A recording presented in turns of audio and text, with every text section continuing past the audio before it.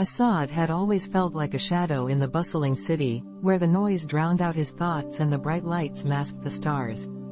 But on this particular evening, he found himself wandering through a quiet town, the sun dipping low on the horizon, casting a warm golden hue over everything. The streets were empty, save for the occasional rustle of leaves and the distant chirping of crickets, creating an ambiance that felt almost magical. As he strolled, lost in his thoughts, an old man appeared seemingly out of nowhere, leaning on a gnarled cane. His eyes sparkled with a wisdom that belied his age, and there was an air of mystery about him.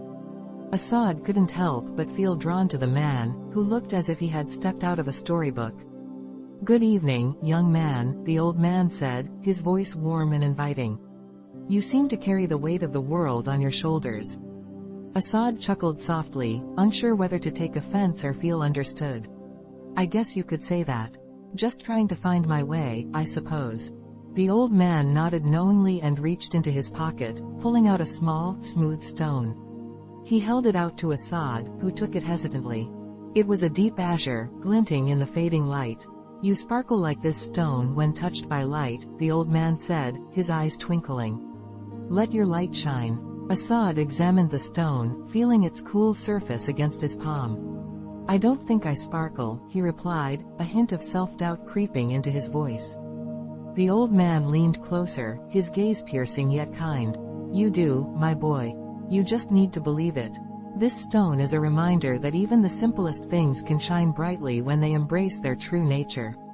You have strength within you, waiting to be uncovered." With that, the old man turned and shuffled away, leaving Asad standing in the twilight, the stone warm in his hand.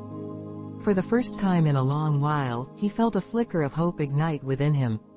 He thought about the dreams he had shelved, the passions he had buried beneath the weight of expectations. As the sun dipped below the horizon, painting the sky in hues of orange and purple, Asad felt a shift. He could almost hear the whispers of his aspirations, calling him to take a step forward.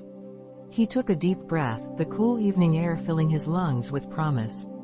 With the stone clutched tightly in his fist, Asad decided to embrace his light. He would no longer allow the shadows of doubt to dictate his path. The old man's words echoed in his mind, igniting a spark of determination.